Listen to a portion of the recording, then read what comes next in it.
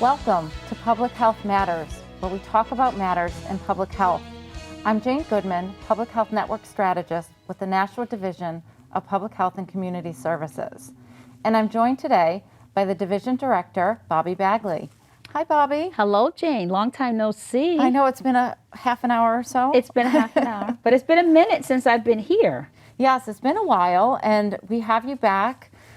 We always love to have you back, but we have some really important stuff to talk about today. We do. We're on really unprecedented times, not only in a pandemic, but for our surge in New Hampshire and in Nashua as well. Yes. And so before the broadcast, we talked a little bit just about the idea that we are number one here in New Hampshire. I know. And it's not the number one that we want to be, right? So we want to be number one for certain things. Number one for jobs. Number one for the safest state to live in, number one for the primaries, but not number one for cases per capita for COVID. And that's what we are right now. So the whole country is seeing New Hampshire as number one for new cases. And why is that? Why and how have we gotten to this place where we are? So those are the important things, Jane, that we need to talk about today, because we're also very smart in New Hampshire. And this is a time where we as a state, as a community, and across our regions, as individuals, need to look at the seriousness of what's happening. And we need to do the things that we've talked about all along throughout this pandemic, which is making sure that we look out for our most vulnerable populations by wearing our mask, by getting vaccinated, making sure we wash our hands, making sure we stay home when we're sick. Jane, when we talk about some of these numbers, it's astounding to see how high these are. Even our deaths have increased over the past week. Right. So we'll just pop up a map real brief to look at the whole country. And you can see the top half of the map is all red, which indicates substantial transmission. Which it has been, right? So that hasn't changed. Yeah, that hasn't changed too much. But if we look at, as a country, we have a 7.79% positivity rate. So I just like to put that in perspective with New Hampshire, because we're going to turn to the New Hampshire numbers next. And we have 182 cases per 100,000 in the United States. So then we'll turn to New Hampshire. We have, and Bobbie, I update these numbers every 2 weeks when we're going to do a new show. And I have to say that I've never seen the numbers jump like this. Usually, in the days of doing it week to week, when we were in the height of it last year, this week, my jaw dropped. I know. It almost tripled. 200, 300% increase in some cases. And so when we look at New Hampshire, we've had 163,972 cases total. Right now we have over 8,200 active cases, which is just huge. Our test positivity rate is 13.4%. So we just said the other one's about 7.8% in the country. So we're way almost above. Double. Yes. Almost double. I don't want to be number one for this. Not for this. Yeah, we had 1,134 new cases on December 2nd. That's a lot. That's a lot. We're a small state. It is. So we have 1,000 people, over 1,000 people each day being diagnosed with COVID. And the one that's extremely concerning is we have close to 400 hospitalizations, 397. We pray that doesn't go up anymore. Our hospitals are really starting to be overwhelmed. It's been very hard for the hospitals, Jane, for months, because we've realized the capacity at the hospitals have gone down because of staffing changes with regards to not just nursing, but other staffing as well, with clinicians, with the help, other individuals that work in healthcare, the LNAs or nursing assistants or respiratory therapists. Exactly. I mean, there's not enough of anyone right now. So the hospitals are being really hard hit, and because of the change in the staffing capacity, they've in many of the hospitals that we are aware of, they've closed full floors because they didn't have staffing capacity. So think about that. You've got floors that are closed because of not having enough staff. Then you've got an increase in cases and other things that are happening where hospital services are needed. You know, your cardiac arrest, your motor vehicle accidents, stroke, all of those things are still going on. It's not like those things stop just because COVID is on the rise. You've got those things, and you've got more cases of individuals going into the hospital because of COVID. Mm-hmm. And people delayed care during COVID. So now that we're kind of playing catch up and there's a lack of capacity, it's even put more pressure and stress on the hospitals. Right. So I'm just going to divert a little bit. When we talk about the hospitals, it's very important to remind people when to use the emergency room and when not to use the emergency room. Correct, because that's where you're getting to some of the bottleneck, right? You've got folks that are in beds in the hallways because they can't get them out because there's no place to send them on the floor. Right. Right? Yeah. So we do want to take a quick moment to remind people, don't hesitate if you're having difficulty breathing, if you're choking, if you have sudden or severe pain, if you have difficulty walking, seeing, speaking, that could be a sign of stroke. We don't want people to just avoid it altogether.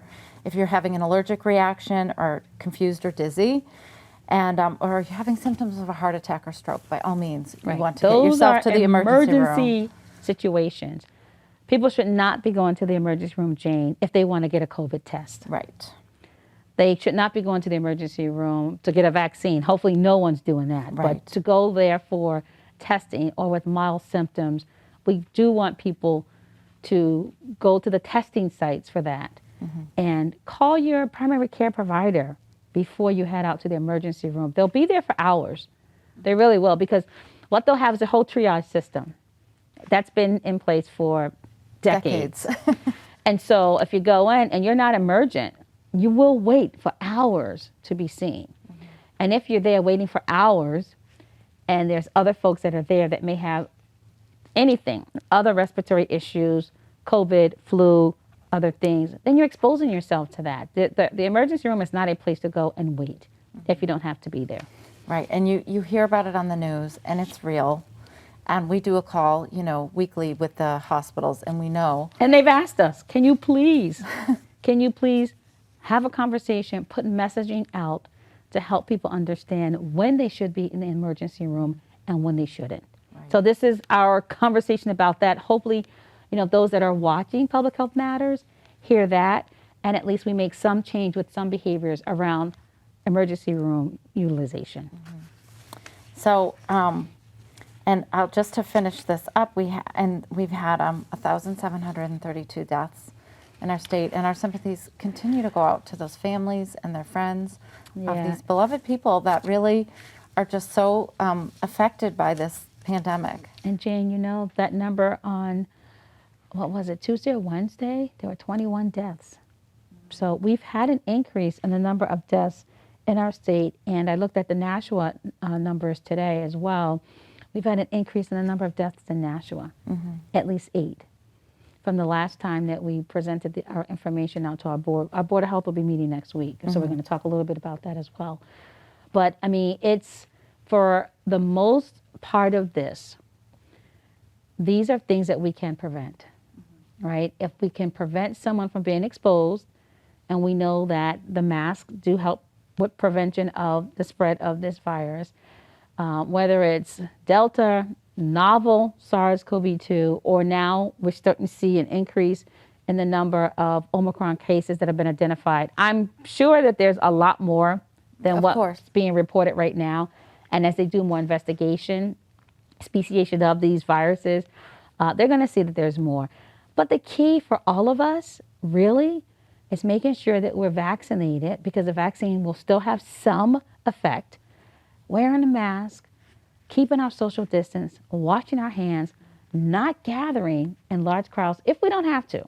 Right. Right? So we've been kind of taking advantage of the luxuries because things open back up and people are just like gathering together. If you don't have to, don't. Right. Especially if you are immunocompromised, especially if your system is vulnerable in any way, shape, form, or if you're going to be taken care of someone that's immunocompromised, mm-hmm. or you have kids that haven't been vaccinated, or individuals who cannot get vaccinated, the best thing that we can do for those loved ones, for those friends, co-workers, is not put ourselves in situations where we could be exposed to virus and then spread it to others whose immune system may not work as well, and then they end up either in the hospital, and God forbid, and I do say that with the sincerest heart, dead.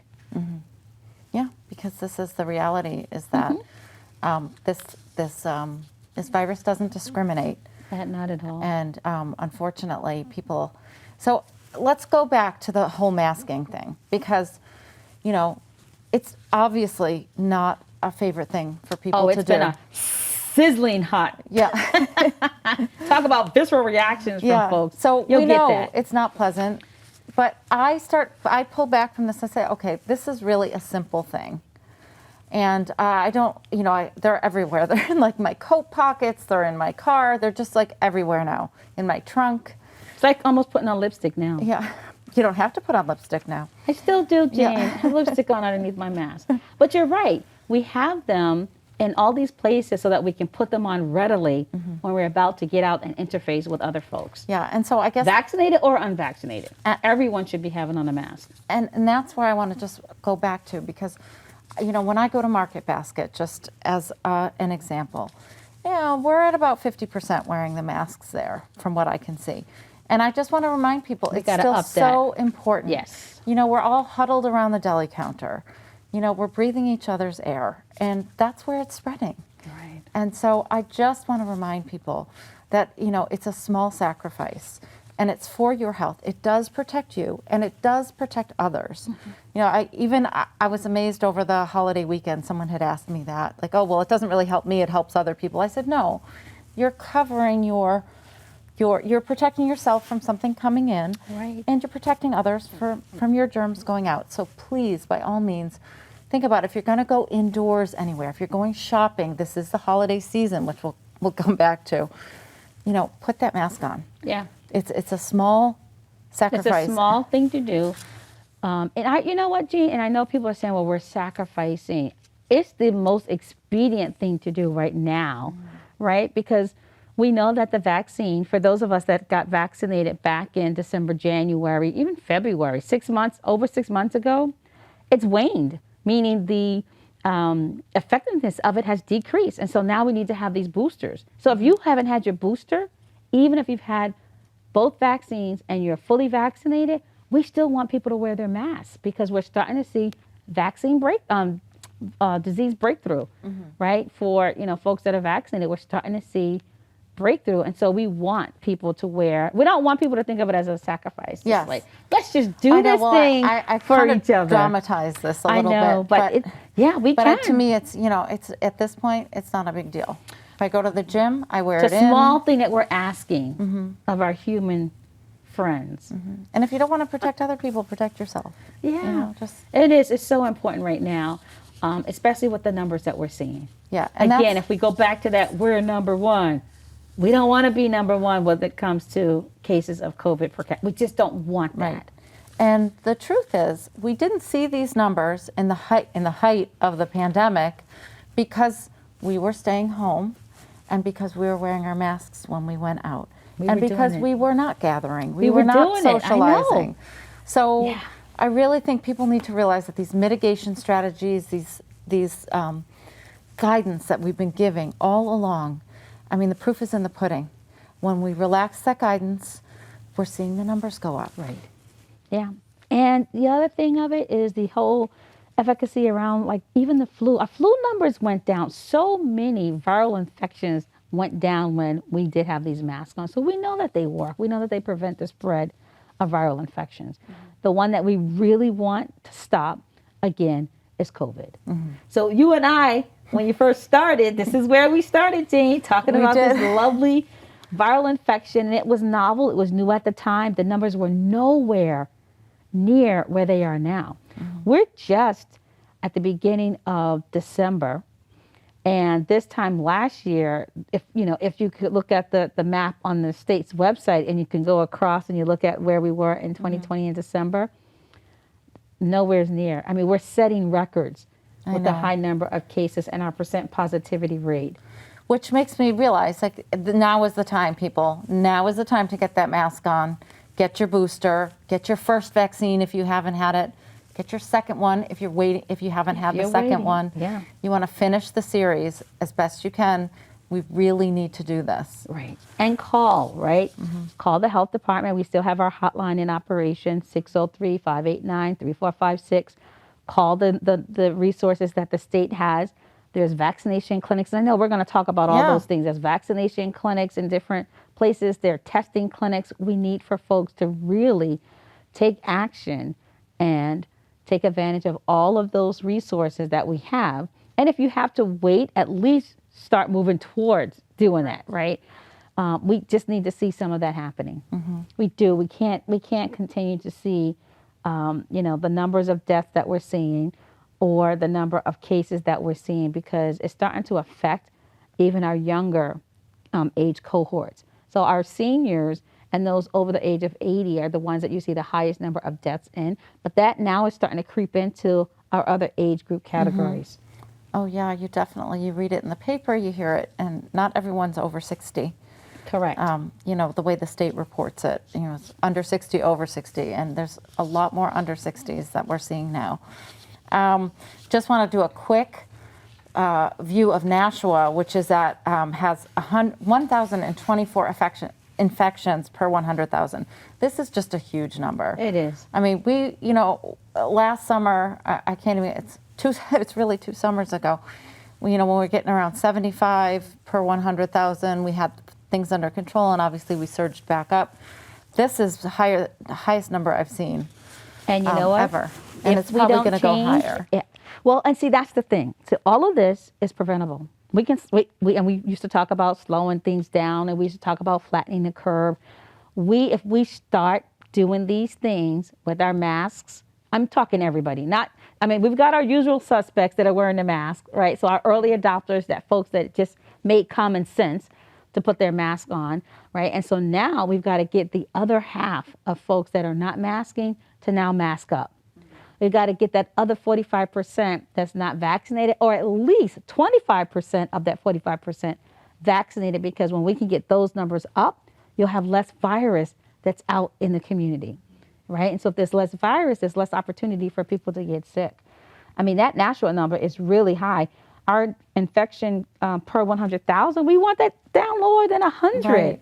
And that positivity rate at 15.8% is higher than the state positivity rate. Yes. So And if there were a number before number 1, we would be, I don't know how that math works, but we're just even beyond the state average. So we really have to work on this. But we've mentioned vaccination and getting that rate up. So I want to talk a little bit about vaccination for those that are over 5. This is relatively new. Just the last several weeks, we've been vaccinating kids, pretty much kindergarten and up. Which is so important now. So important. And any advice for parents? I mean, there's some hesitation, and that's natural. We're very protective of our kids, and we want what's best for them. And I would say, as a parent, all my kids have been vaccinated. They're a little bit older than 5. But they've done very well with it.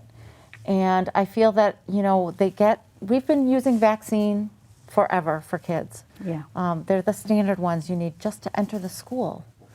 So we want to make sure people understand that this is so important for the kids. And it's a small dose, but it provides 91% effectiveness against COVID-19. Right.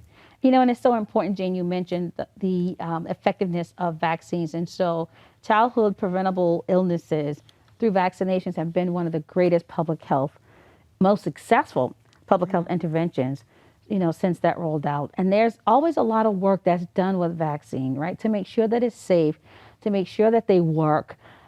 You do and can have some folks that have reactions to it, but the majority of folks typically will do well.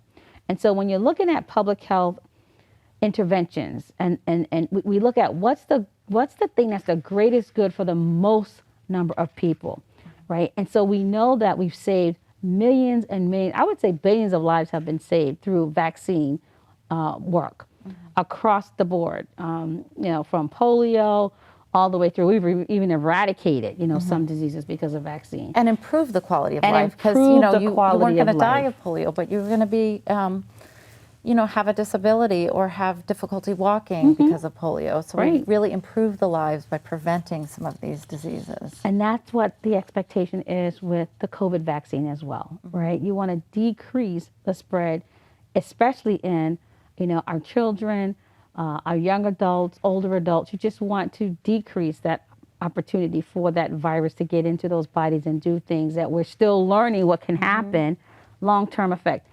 And I know that, so there's this thing of, well, let's just let people get, because there's two ways you can do this. You can just let this virus run through your population and it will kill off a lot of people. You can do that. That is a strategy. Let it run through, then let it kill off as many people as, but you don't know who that's going to be. It's not a virus, like you said, that discriminates and I'm only going to knock off the older people. That's just not how this virus works. Right? So we want to spare all families from the heartache of losing anyone, right? And the best and safest way that we can do that, and that's through the vaccinations, right? And so pushing that. And then not just with vaccines, but then you also have to do those other things. And that's why we keep coming back to these masks, because it brings another layer of protection. So if we were to think of like, what's the highest thing you can do for protection? Get vaccinated fully, not just one dose, not just your 2 dose, and but get fully vaccinated. Get your boosters if you're ready to be boosted. Wear the mask. That's the highest thing you can do. Add in the washing of the hands and the distancing, right? That's nice little safe distance space, especially when you're in crowds and you're with people that you don't know. And I said in crowds. We really want you to stay out of those. Stay out of the crowds. Right. But those are the highest things that we could do, the highest level of protection that we can take to like really slow this thing down and stop it. And it's really important for our kids, because we're just doing the 5 to 11-year-olds. You've still got those other ones, the wee ones that are underneath that still can't get vaccinated yet. Right. We still have to protect that group. Absolutely. We still have to protect that group. Absolutely. So we did a vaccine clinic for the 5+. Yes. And it was really great. A lot of parents came and the kids were real troopers, and we ended up vaccinating over 600 kids, and that was just... It was over 700, because we had like 30-something adults, right? We did a few boosters in there. For that first one, Yeah, and then we did have some adults that came for the first series. They said, if the kids are getting it, then I'll be getting it. Like so that perfect. was great. Yes. Yep, so we like to see that. Get the whole family done. Exactly. Make it a family adventure. But family I thought that was really interesting, because when we were going through and setting up appointments and stuff, and we're not doing this. Oh, no, it's my first one, and I'm going to do it because my child's getting it. And I thought, whatever it takes. That's love. Yeah. That's how I see that. That's just like family love just spread all around. Let's just get everybody protected. Right. And that's how we have to start looking at this, right? We're all a part of somebody's community, right? We really are, all of us. We're a part of a work community. And then we go and we're a part of a church community. And then we're a part of a family community. We're all a part of somebody's community. And this allows for us as individuals to be contributors, right, in a good sense to those communities, by making sure that we do this for each other, right? To me, that's just human kindness. It's compassion. It's love. It's thinking about somebody else besides myself. So I do this for others, and I do it for me too. Right. I don't want to get COVID. And Jean, we work out on the front lines. Yeah. We constantly are in a space where we could be exposed to COVID. Yeah. Constantly. But we do the work that we do because we care. And we want everyone to have that same attitude of caring, because that's what public health is. Public health is the society's responsibility. It's all of our responsibility to take care of each other. Because as a collective, we're healthier. We're only as strong as our weakest individual. That's the way I always like to think of it. So just a reminder, anyone is eligible for a booster if you're 18 years of age or older and 6 months have passed since vaccination of the Moderna or Pfizer vaccine. Correct, yes. However, if you did have the J&J, also known as the Janssen, which was a 1-dose regimen, after 2 months you are eligible for a booster, and you should get one. Yeah. So I just and want with to the remind J&J or with Pfizer and Moderna, when you get your booster, you can mix, right? J&J, Right. you can get a Moderna or you can get a Pfizer. You can do the same with the Moderna and the Pfizer as well. Right. So that's a really good reminder for people, because I think that a lot of people are like, oh no, I have to have what I had. And I know it seems weird because, again, this is all evolving. This is new science, and we're really testing it as we go along. But they have seen that there's equally as effective. They started that research early on, Jane. I read about that. Yeah, I read about that last year. Yeah, Israel. In Israel, there was one of the researchers that talked about the mixing. She called it the mixing of the vaccines because they were made differently. So the mRNA vaccine was made using a certain technology, and then Johnson & Johnson was made using a different technology. So her thing was if you mix them, right, then you get like the full coverage. So you're covering the spike, and then you're covering the other part of the vaccine, the virus that the other vaccine targets. So they thought that was effective, but that research was done quite a while ago. It started, yes. It started quite a while ago. Just like the whole idea of boosting, that came out early when Pfizer put their vaccine out. They said there's probably going to have to be a need for a booster. So these are things that we've been aware of. So we don't have a lot of time left. So I do want to give our folks some advice, some tips. Yes. For the holiday season, because people are probably going to still travel. Oh, yes. And so if you are going to travel. We're social beings, Jean. Yes. So it's a part of our human DNA. Travel. What are the big precautions? Obviously, you're going to wear a mask. You have to anyway. It is federal law in the airports and everywhere, whether you're taking a rental car in those little buses, any shuttles, wear a mask. You're going to be in the airports. Patients, of course, but you're visiting family, and you're visiting family that you haven't seen for a while. You're introducing new germs into their household. So, we're not telling you not to hug, but, you should be vaccinated and boosted if you're eligible. And who are you visiting? Are they vaccinated? Are they boosted? Yeah. Are they taking necessary precautions? Just think about that before you go, and you may choose to not go. And I say be trendsetters, right? If you're going someplace or you are someplace and you don't see a lot of people with masks on, keep yours on or put it on. Be the trendsetters, so someone says, oh, this person's wearing a mask. Yes, I am. And somebody else may put their mask on because you are.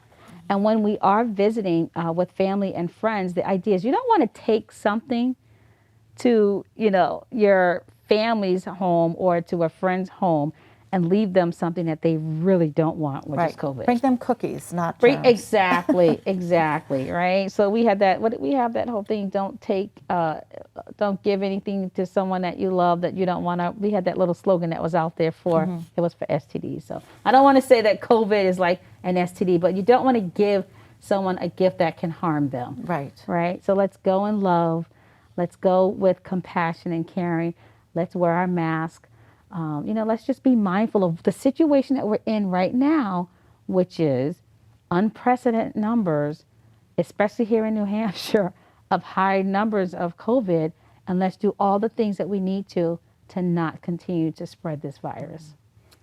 Great words, Bobbie, and thank you so much for joining me today. I'm so glad to be here, Jane. And I'm going to give a few more reminders to our audience that we have free COVID testing is available.